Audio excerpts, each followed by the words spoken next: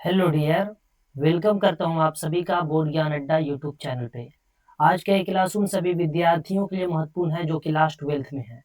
Class 12th जिनका subject history है और जिन्हें 2027 में इंटर का बोर्ड एग्जाम देना है, उनके लिए आज का ये वीडियो बहुत ही महत्वपूर्ण होने वाला है। तो आज की इस वीडियो में पूरी तरीके से बने रहिएगा। आपने इस वीडियो पे क्लिक किया, इसका मतलब आप भी क्लास 12th में पढ़ते हैं। तो वीडियो को पूरी तरीके से देखिएगा। आज का इस वीडियो में क्लास 12th हिस्ट्री आज के इस वीडियो में क्लास 12th हिस्ट्री चैप्टर 2 का वीवीआई ऑब्जेक्टिव प्रश्न को देखने वाले हैं, जो कि बहुत ही महत्वपूर्ण है 2027 एग्जाम के लिए। अगर आपने क्लास 12th हिस्ट्री चैप्टर 2 से रिलेटेड वीडियो को अगर नहीं देखे हैं तो इस वीडियो के डिस्क्रिप्शन में लिंक मिल जाएगा, आप लोग वहां से देख लीजिएगा, है ना। आप लोग वहां से जाकर के इसे देख सकते हैं। अगर आपका भी सपना है क्लास 12th में 95% अंक लाने का 95% अंक लाने का, तो आपके लिए ये वीडियो वेरी वेरी महत्वपूर्ण है। ये क्लास 12th हिस्ट्री चैप्टर 2 से रिलेटेड वीवीआई ऑब्जेक्टिव प्रश्न को देखने वाले हैं, जो आपको 2027 के एग्जाम में डायरेक्टली देखने के लिए मिलेंगे। इसलिए वीडियो में पूरी तरीके से बने रहिएगा। तो वीडियो अगर अच्छा लगेगा तो लाइक कर दीजिएगा, और चैनल पे अगर नए हैं तो इसे सब्सक्राइब जरूर कर दीजिएगा। तो चलिए बिना समय को बर्बाद किए ही शुरू करते हैं आज का इस सेशन को। देखेंगे आज का पहला प्रश्न है, प्रश्न नंबर 1 में है। आज का पहला प्रश्न है कि फूट डालकर फूट डालकर विजय प्राप्त करने का कार्य सर्वप्रथम किस राजा ने किया था? क्या अजात शत्रु ने किया था, या तो फिर पुष्पामित्र शुंग ने किए थे, या अशोक ने किया था, या समुद्रगुप्त ने किया था? तो पहला नंबर प्रश्न का करेक्ट आंसर हो जाएगा ऑप्शन ए अजात शत्रु। इसे याद कर लीजिएगा, है ना। ऑप्शन ए अजात शत्रु याद कर लीजिएगा। बढ़ते हैं अगले प्रश्न की ओर। प्रश्न नंबर 2, जीवक जीवक वैद्य किस वंश के काल में था? क्या मौर्य वंश के काल में था, या गुप्त वंश के काल में था, या हर्यक वंश के काल में था, या कुषाण वंश के काल में था? तो दूसरा नंबर प्रश्न का करेक्ट आंसर क्या हो जाएगा? तो दूसरा नंबर प्रश्न का करेक्ट आंसर हो जाएगा ऑप्शन सी। याद कर लीजिएगा, ऑप्शन सी करेक्ट आंसर हो जाएगा। इसे याद कर लीजिएगा। बढ़ते हैं अगले प्रश्न की ओर। अगला प्रश्न है, किसके अभिलेख में भूमि दान यानी कि क्या भूमि दान का उल्लेख मिलता है? क्या अशोक में, है ना? क्या अशोक के अभिलेख में मिलता है? क्या अशोक के अभिलेख में मिलता है, या समुद्रगुप्त के अभिलेख में, या प्रभावती गुप्त के अभिलेख में, या चंद्रगुप्त मौर्य के अभिलेख में? तो तीसरा नंबर प्रश्न का करेक्ट आंसर क्या हो जाएगा? तो तीसरा नंबर प्रश्न का करेक्ट आंसर हो जाएगा ऑप्शन नंबर सी, प्रभावती गुप्त। इसे याद कर लीजिएगा। तीसरा नंबर प्रश्न का करेक्ट आंसर हो जाएगा ऑप्शन सी। याद कर लीजिएगा। बढ़ते हैं अगले प्रश्न की ओर। अगला प्रश्न को देखेंगे, प्रश्न नंबर 4, इंडिका इंडिका की रचना किसने की? इंडिका की रचना किसने की? तो आप लोग साथ ही साथ में इसका आंसर देते हुए चले। इंडिका की रचना किसने? क्या चाणक्य के द्वारा इंडिका लिखा गया है, या मेगास्थनीज ने इंडिका को लिखे हैं, या वेनसंग ने, या इत्सिंग ने? तो चौथा नंबर प्रश्न का करेक्ट आंसर हो जाएगा ऑप्शन नंबर बी, मेगास्थनीज। इसे याद कर लीजिएगा। चौथा नंबर प्रश्न का करेक्ट आंसर हो जाएगा ऑप्शन बी। याद कर लीजिएगा। बढ़ते हैं अगले प्रश्न की ओर। पर्याग प्रशस्ति की रचना किसने की? पर्याग प्रशस्ति की रचना किसने की? क्या पर्याग प्रशस्ति की रचना कालिदास के द्वारा किया गया, या बाणभट्ट के द्वारा, या हरिसेन के द्वारा, या पतंजलि के द्वारा? तो पांचवा नंबर प्रश्न का करेक्ट आंसर क्या हो जाएगा? तो पांचवा नंबर प्रश्न का करेक्ट आंसर हो जाएगा ऑप्शन सी। इसे याद कर लीजिएगा। पांचवा नंबर प्रश्न का करेक्ट आंसर हो जाएगा ऑप्शन सी। याद कर लीजिएगा। ठीक है, बढ़ते हैं अगले प्रश्न की ओर। प्रश्न नंबर 6, गुप्तों के काल में कौन चीनी यात्री भारत आया था? गुप्तों के काल में कौन चीनी यात्री भारत आया था? हवेनसांग, या फहियान, या इत्सिंग, या तो फिर वांग हेवेन से, है ना। तो छठा नंबर प्रश्न का करेक्ट आंसर क्या हो जाएगा?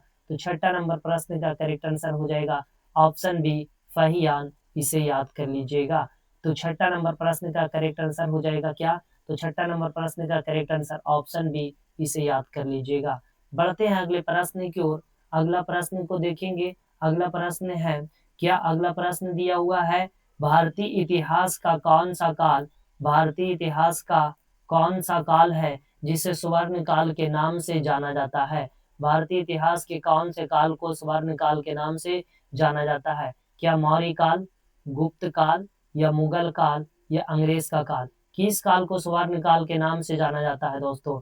ये बिल्कुल वीवीआई ऑब्जेक्टिव प्रश्न है जो कि 2027 के एग्जाम में डायरेक्टली देखने के लिए मिलेंगे। तो वीडियो अगर अच्छा लग रहा है तो इसे लाइक कर दें और एक छोटा सा कमेंट जो है जरूर करिएगा। चैनल पे अगर नए हैं तो इसे सब्सक्राइब जरूर कर दें। तो देखेंगे 7वां नंबर प्रश्न का करेक्ट आंसर क्या हो जाएगा। तो 7वां नंबर प्रश्न का करेक्ट आंसर ऑप्शन बी हो जाएगा, याद कर लीजिएगा। ऑप्शन बी, गुप्त काल को स्वर्ण काल के नाम से जाना जाता है ना। गुप्त काल को स्वर्ण काल के नाम से जाना जाता है, इसलिए ऑप्शन बी करेक्ट आंसर याद कर लीजिएगा। बढ़ते हैं अगले प्रश्न की ओर। अगला प्रश्न नंबर 8 में देखेंगे। प्रश्न नंबर 8 में है कि अशोक जो है, ये अशोक किस वंश के शासक थे? अशोक किस वंश के शासक थे? क्या ये नंद वंश के थे, मौर्य वंश के थे, या तो फिर पाल वंश के शासक थे, या इनमें से कोई नहीं? तो 8वां नंबर प्रश्न का करेक्ट आंसर हो जाएगा ऑप्शन बी, मौर्य वंश। तो अशोक किस वंश के शासक थे? मौर्य वंश के शासक थे, इसलिए ऑप्शन बी करेक्ट आंसर हो जाएगा, याद कर लीजिएगा। बढ़ते हैं अगले प्रश्न की ओर। कौटिल्य की कृति कौन सी है? मतलब कौटिल्य ने कौन सी किताब लिखे हैं? क्या मेघदूत को लिखे हैं, अर्थशास्त्र के लेखक हैं, मालवी की यानी कि क्या, तो मालवी काग्निमित्र के लेखक है, या तो फिर ऋतु संहार के लेखक हैं?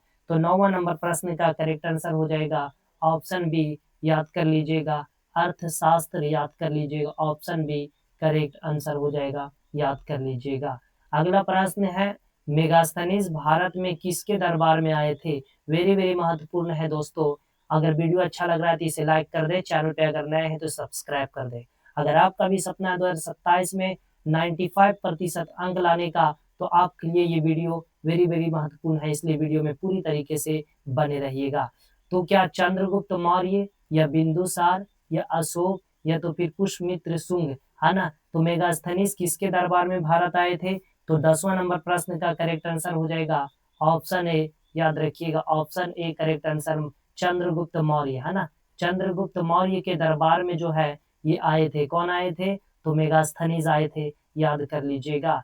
किसके दरबार में आए थे? चंद्रगुप्त मौर्य के दरबार में आए थे, याद कर लीजिएगा। वेरी वेरी महत्वपूर्ण, वेरी वेरी महत्वपूर्ण प्रश्न है जो कि 2027 के एग्जाम में डायरेक्टली देखने के लिए मिलेंगे। बढ़ते हैं अगले प्रश्न की ओर। प्रश्न नंबर 11, समुद्रगुप्त की जानकारी होती है ना? क्या मुथरा अभिलेख से, प्रयाग प्रशास्ति से, या तो फिर एरन अभिलेख से, या तो फिर सांची स्तूप से? तो 11 नंबर प्रश्न का करेक्ट आंसर हो जाएगा ऑप्शन बी, प्रयाग प्रशास्ति से, है ना। प्रयाग प्रशास्ति से। प्रयाग प्रशास्ति से किसकी जानकारी? तो समुद्रगुप्त के बारे में जानकारी मिलती है। तो याद कर लीजिएगा, है ना, याद कर लीजिएगा। 11 नंबर प्रश्न का करेक्ट आंसर क्या हो जाएगा? तो 11 नंबर प्रश्न का करेक्ट आंसर हो जाएगा ऑप्शन बी, प्रयाग प्रशास्ति से, याद कर लीजिएगा इसे, ठीक है। बढ़ते हैं अगले प्रश्न की ओर। पाटलिपुत्र नगर की स्थापना उदयन ने किस नदी के संगम पर किए थे?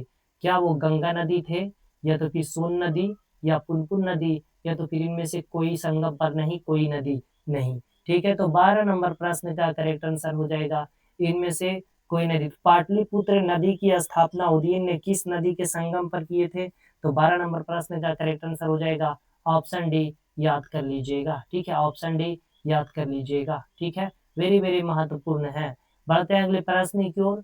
समस्त भारत ही नहीं, एशिया एवं यूरोप में सर्वप्रथम हुनों का परास्त करने का श्रेय किसे, यानी कि श्रेय किस शासक को जाता है? मतलब ये कि समस्त भारत ही नहीं, पूरे एशिया और यूरोप सर्वप्रथम जो है हुनों का परास्त कर यानी किसने किए थे? क्या वो अशोक थे, या स्कंदगुप्त थे, या समुद्रगुप्त थे, या नेपोलियन थे?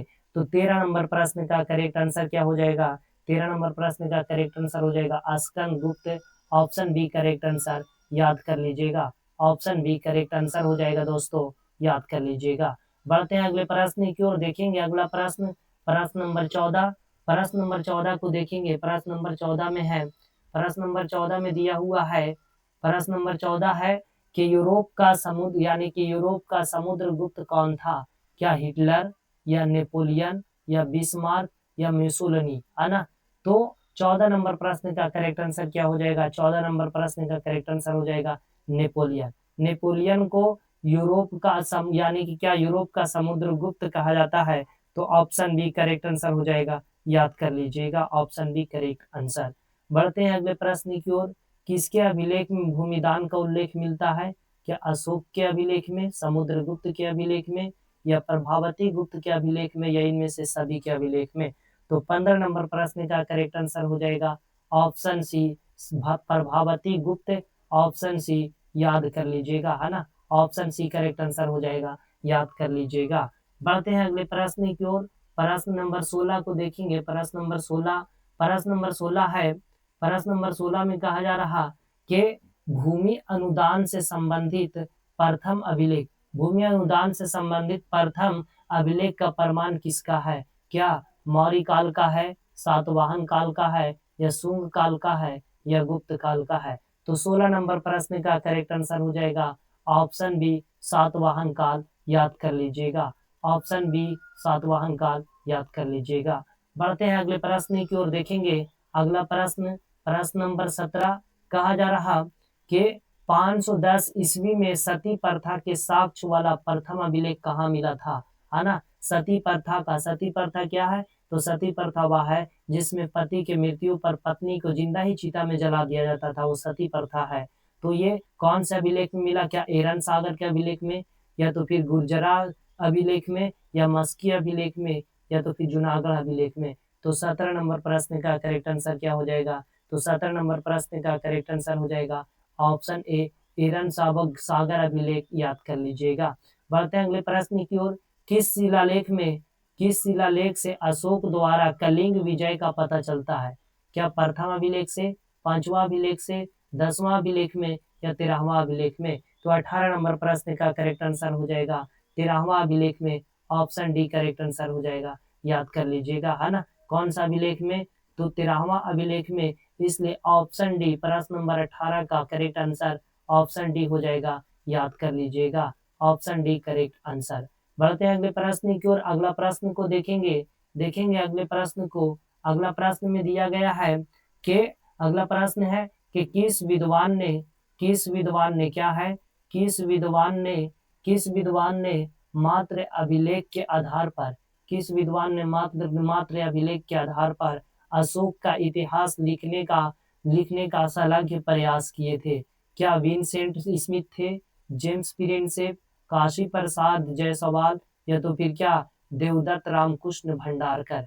है ना, तो 19 नंबर प्रश्न का करेक्ट आंसर हो जाएगा ऑप्शन डी, है ना, Devadatta Devadatta Ramkrishna Bhandarkar, option D correct answer, याद कर लीजिएगा। अगला प्रश्न, मौर्य कला का निम्न में से कौन सर्वाधिक महत्वपूर्ण नमूना है? क्या चैत्य है, स्तूप है, या तो फिर गृह वास्तुकला है, या स्तंभ है? तो देखेंगे 20वां नंबर प्रश्न का करेक्ट आंसर हो जाएगा ऑप्शन डी स्तंभ, है ना, ऑप्शन डी करेक्ट आंसर, याद कर लीजिएगा। इंडिका की रचना किसने की? मेगास्थनीज ने, कौटिल्य ने, अल्बिरूनी ने, या इब्न बतूता ने? तो इंडिका की रचना किसने किया? तो ऑप्शन ए मेगास्थनीज, याद कर लीजिएगा, ऑप्शन ए करेक्ट आंसर हो जाएगा, याद कर लीजिएगा। बढ़ते हैं अगले प्रश्न की ओर देखेंगे। अगला प्रश्न की ओर चलते हैं। अगला प्रश्न दिया हुआ प्रश्न नंबर 22, प्रश्न नंबर 22, प्रयाग प्रशस्ति का संबंध, है ना, प्रयाग प्रशस्ति का संबंध किस गुप्त शासक से है? चंद्रगुप्त से, समुद्रगुप्त से, स्कंदगुप्त से, या चंद्रगुप्त विक्रम द्वितीय से? तो 22 नंबर प्रश्न का करेक्ट आंसर हो जाएगा ऑप्शन बी समुद्रगुप्त, याद कर लीजिएगा, ऑप्शन बी करेक्ट आंसर हो जाएगा। अगला प्रश्न है, धर्म की शुरुआत किसने की थी? क्या चंद्रगुप्त मौर्य ने धर्म की शुरुआत की है, चंद्रगुप्त विक्रम द्वितीय ने, या अशोक ने, या कनिष्क ने? तो 23 नंबर प्रश्न का करेक्ट आंसर हो जाएगा अशोक, यानी कि ऑप्शन सी करेक्ट आंसर हो जाएगा, इसे याद कर लीजिएगा। बढ़ते हैं अगले प्रश्न की ओर। जेम्स प्रिंसिक ने अशोक के अभिलेख को, है ना, कब पढ़ा था? 1830 में, 1835 में, 1838 में, या 1840 में? तो 24 नंबर प्रश्न का करेक्ट आंसर हो जाएगा ऑप्शन सी 1838, याद कर लीजिएगा। 24 नंबर प्रश्न का करेक्ट आंसर ऑप्शन सी है, याद कर लीजिएगा। बढ़ते हैं अगले प्रश्न की ओर, है ना, बढ़ते हैं अगले प्रश्न की ओर। प्रश्न नंबर 25, है ना, प्रश्न नंबर 25 में देखेंगे क्या है। प्रश्न नंबर 25 में कहा जा रहा, प्रश्न नंबर 25 में है कनिष्क का राजरोहण कब हुआ था, है ना? क्या 48 ईस्वी में, 78 ईस्वी में, 88 ईस्वी में या 98 ईस्वी में? तो 25 नंबर प्रश्न का करेक्ट आंसर हो जाएगा 78 ईस्वी, जो कि 2027 के एग्जाम के लिए वेरी वेरी महत्वपूर्ण है। तो ऑप्शन बी करेक्ट आंसर हो जाएगा प्रश्न नंबर 25 का, तो इसे याद कर लीजिएगा। प्राचीन भारत में धर्म की शुरुआत किस शासक ने की थी? चंद्रगुप्त मौर्य ने, बिंदुसार ने, है ना, या तो फिर अशोक ने किए थे या कनिष्क ने किए थे? तो 26 नंबर प्रश्न का करेक्ट आंसर हो जाएगा ऑप्शन सी अशोक के द्वारा, इसलिए ऑप्शन सी करेक्ट आंसर, क्योंकि अशोक ने जो है ना धर्म की शुरुआत किए थे, ऑप्शन सी याद कर लीजिएगा। मौर्य साम्राज्य का प्रथम शासक कौन था? बिंदुसार, चंद्रगुप्त मौर्य, अशोक या तो फिर महेंद्र? तो 27 नंबर प्रश्न का करेक्ट आंसर हो जाएगा ऑप्शन बी चंद्रगुप्त, है ना, चंद्रगुप्त मौर्य। तो याद कर लीजिएगा ऑप्शन बी करेक्ट आंसर हो जाएगा 27 नंबर प्रश्न का, ऑप्शन बी करेक्ट आंसर। अगला प्रश्न है मगध की प्राचीन राजधानी कहाँ थी? पाटलिपुत्र, राजगृह, वैशाली या तो फिर गया, है ना? तो 28 नंबर प्रश्न का करेक्ट आंसर हो जाएगा Rajgriha, option B correct answer हो जाएगा, याद कर लीजिएगा। 28 नंबर प्रश्न का करेक्ट आंसर ऑप्शन बी है, याद कर लीजिएगा। बढ़ते हैं अगले प्रश्न की ओर, देखेंगे अगला प्रश्न की ओर चलते हैं। प्रश्न नंबर 29, प्रश्न नंबर 29 कहा जा रहा, प्रश्न नंबर 29 में है कि प्रश्न नंबर 29 में है कि तक्षशिला विश्वविद्यालय कहाँ स्थित था? पाकिस्तान में, भारत में, बांग्लादेश में या बर्मा में? तो तक्षशिला विश्वविद्यालय कहाँ स्थित था? तो 29 नंबर प्रश्न का करेक्ट आंसर हो जाएगा option A Pakistan, correct answer. अगला प्रश्न है नवरत्न किसके दरबार में रहते थे? नवरत्न किसके दरबार में रहते थे? क्या अशोक के दरबार, कनिष्क के दरबार, समुद्रगुप्त के दरबार, चंद्रगुप्त विक्रम द्वितीय के दरबार? तो 30 नंबर प्रश्न का करेक्ट आंसर हो जाएगा चंद्रगुप्त विक्रम द्वितीय के दरबार, इसलिए ऑप्शन डी करेक्ट आंसर हो जाएगा, याद कर लीजिएगा, है ना? 30 नंबर प्रश्न का करेक्ट आंसर हो जाएगा ऑप्शन डी चंद्रगुप्त विक्रम द्वितीय, करेक्ट आंसर ऑप्शन डी, याद कर लीजिएगा। ठीक है, तो 30 नंबर प्रश्न का ऑप्शन डी करेक्ट आंसर। बढ़ते हैं अगले प्रश्न की ओर। पाणिनि की अष्टाध्यायी रचित है ना? व्याकरण, धर्मशास्त्र, अर्थशास्त्र या ज्योतिष? तो 31 नंबर प्रश्न का करेक्ट आंसर हो जाएगा ऑप्शन ए व्याकरण, याद कर लीजिएगा, ऑप्शन ए करेक्ट आंसर हो जाएगा। Option number A correct answer, 31 number प्रश्न का ऑप्शन ए करेक्ट आंसर, याद कर लीजिएगा। बढ़ते हैं अगले प्रश्न की ओर, देखेंगे अगला प्रश्न है प्रश्न नंबर 32। प्रश्न नंबर 30 में कहा जा रहा कि कलिंग जो है वो कलिंग युद्ध कब हुआ था? कलिंग युद्ध कब हुआ था? 261 ईसा पूर्व में, 251 ईसा पूर्व में, 263 ईसा पूर्व में या 253 ईसा पूर्व में? तो 32 नंबर प्रश्न का करेक्ट आंसर हो जाएगा ऑप्शन ए 261 ईसा पूर्व में। दोस्तों याद कर लीजिएगा। वीडियो अच्छा लग रहा है तो इसे लाइक कर दे, है ना, और छोटा सा कमेंट जरूर करिएगा। तो कलिंग युद्ध कब हुआ था? तो याद रखेंगे कलिंग का युद्ध जो है वो 261 ईसा पूर्व में हुआ था, इसलिए ऑप्शन ए करेक्ट आंसर हो जाएगा, याद कर लीजिएगा। ठीक है, ऑप्शन ए करेक्ट आंसर हो जाएगा, याद कर लीजिएगा। बढ़ते हैं अगले प्रश्न की ओर, देखेंगे अगला प्रश्न को, देखेंगे अगला प्रश्न दिया हुआ प्रश्न नंबर 33। कहा जा रहा कि अर्थशास्त्र जो है वो अर्थशास्त्र के लेखक कौन है ना? अर्थशास्त्र के लेखक कौन है? तो अर्थशास्त्र के लेखक की बात की जा रही, क्या वाल्मीकि है, वेद व्यास है, मेगास्थनीज है या कौटिल्य है या चाणक्य है? तो 33 नंबर प्रश्न का अर्थशास्त्र के लेखक कौन हो जाएंगे? तो कौटिल्य, जिसे चाणक्य भी कहा जाता है, इसलिए ऑप्शन डी करेक्ट आंसर हो जाएगा। तो याद रखेंगे, है ना, तो याद रखेंगे कि 33 नंबर प्रश्न का करेक्ट आंसर हो जाएगा option number D, option D Chanakya यानी कौटिल्य, याद कर लीजिएगा, ऑप्शन डी करेक्ट आंसर। बढ़ते हैं अगले प्रश्न की ओर। कुरु जनपद की राजधानी कहाँ थी? क्या हस्तिनापुर थी, इंद्रप्रस्थ थी, मथुरा थी या वाराणसी थी? तो 34 नंबर प्रश्न का करेक्ट आंसर हो जाएगा ऑप्शन डी, है ना, इंद्रप्रस्थ, याद कर लीजिएगा, है ना, इंद्रप्रस्थ याद कर लीजिएगा। ठीक है। 34 नंबर यानी कुरु जनपद की राजधानी कहाँ थी, तो कुरु जनपद की राजधानी पूछा जा रहा, तो 34 नंबर प्रश्न का करेक्ट आंसर हो जाएगा ऑप्शन बी, है ना, ऑप्शन बी इंद्रप्रस्थ, याद कर लीजिएगा। 34 नंबर प्रश्न का करेक्ट आंसर ऑप्शन बी हो जाएंगे, याद कर लीजिएगा। बढ़ते हैं अगले प्रश्न की ओर। अगला प्रश्न है, अगला प्रश्न है कि पंचमार्क आहत सिक्के बने होते थे, सोने के, चांदी के, तांबे के, या बी और सी दोनों के।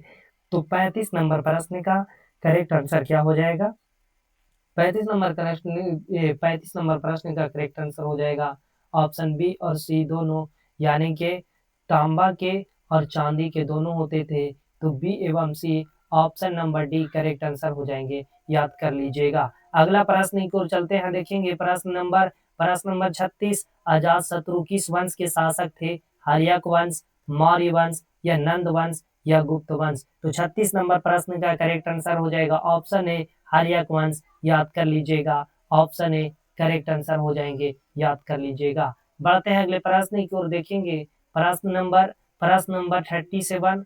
प्रश्न नंबर 37 में दिया गया है कि पाटलिपुत्र जो है वो पाटलिपुत्र किस शासक ने सर्वप्रथम अपनी राजधानी बनाई थी, क्या चंद्रगुप्त मौर्य, अशोक, चंद्रगुप्त विक्रमादित्य, या कनिष्क बनाए थे। तो 37 नंबर प्रश्न का करेक्ट आंसर क्या हो जाएगा, ऑप्शन ए चंद्रगुप्त मौर्य, है ना। याद रखेंगे कि चंद्रगुप्त मौर्य जो है वो चंद्रगुप्त मौर्य जो है उन्होंने जो है ना पाटलिपुत्र को सर्वप्रथम अपनी राजधानी बनाई थी, इसलिए ऑप्शन ए करेक्ट आंसर, याद कर लीजिएगा। 38 नंबर प्रश्न, मेगास्थनीज कौन था, क्या वो यात्री थे, व्यापारी थे, राजदूत थे, या गुलाम थे। तो मेगास्थनीज कौन थे, तो मेगास्थनीज याद रख लीजिएगा, मेगास्थनीज जो है वो यात्री थे, इसलिए ऑप्शन ए करेक्ट आंसर हो जाएगा। 38 नंबर प्रश्न का करेक्ट आंसर ऑप्शन ए, याद कर लीजिएगा। बढ़ते हैं अगले प्रश्न की ओर। प्रश्न 39, अशोक के व्यक्तिगत धर्म क्या था,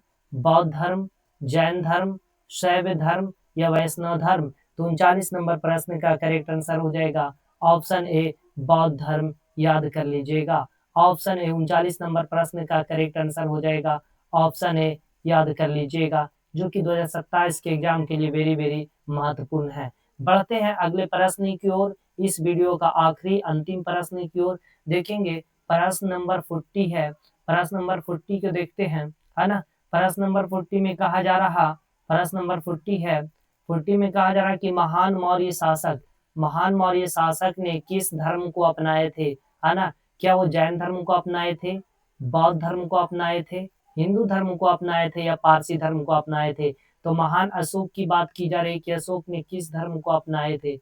तो याद रखिएगा अशोक जो है ना वो कौन से, यानी कि मौर्य शासक अशोक जो है वो कौन से धर्म को अपनाए थे अशोक। तो याद रखेंगे अशोक जो है ना वो बौद्ध धर्म को अपनाए थे, इसलिए ऑप्शन बी करेक्ट आंसर हो जाएगा, है ना। ऑप्शन बी करेक्ट आंसर हो जाएगा प्रश्न नंबर 40 का, याद कर लीजिएगा। तो दोस्तों ये था आज का वीडियो, कैसा लगा, अगर अच्छा लगा है तो एक छोटा सा कमेंट जो है ना जरूर करिएगा। अगर अच्छा लगा है तो एक छोटा सा कमेंट जरूर करिएगा, और वीडियो अगर पसंद आ गया, अगर समझ में आया तो इसे लाइक कर दीजिएगा, है ना। इसे लाइक कर दीजिएगा, है ना। इसे अपने दोस्तों में शेयर जरूर करिएगा, ताकि उनकी भी तैयारी जो है ना अच्छे से अच्छे तरीके से हो जाए, ठीक है। चैनल पे अगर नए हैं तो इसे सब्सक्राइब जरूर कर दीजिए, चैनल पे अगर नए हैं तो इसे सब्सक्राइब कर दें। और मिलते हैं अगले वीडियो में इसी चैप्टर 2 से रिलेटेड वीवीआई सब्जेक्टिव प्रश्न के साथ।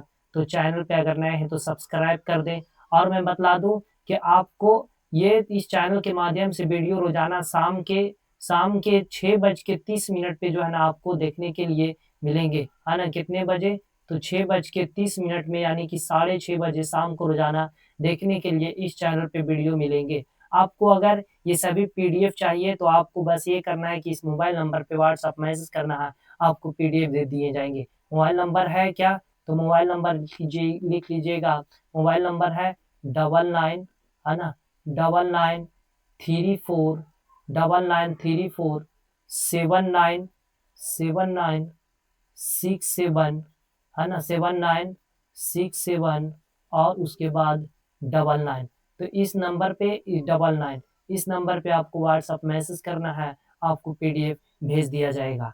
तो अगर अच्छा लगा तो इसे लाइक कर दें, चैनल पे नए हैं तो इसे सब्सक्राइब कर दें। मिलते हैं नेक्स्ट वीडियो में वीवीआई सब्जेक्टिव प्रश्न के साथ। आपको अगर सपना है 2027 के एग्जाम में 95% अंक लाने का, तो चैनल को सब्सक्राइब कर दें और इस चैनल के साथ जुड़े रहें ताकि आपकी तैयारी बहुत ही बेहतर तरीके से करा दी जाए, और वीडियो को अपने दोस्तों में शेयर कर दें। मिलते हैं कल वीडियो में, तब तक के लिए पढ़ते रहें, मस्त रहें, स्वस्थ रहें। जय हिंद।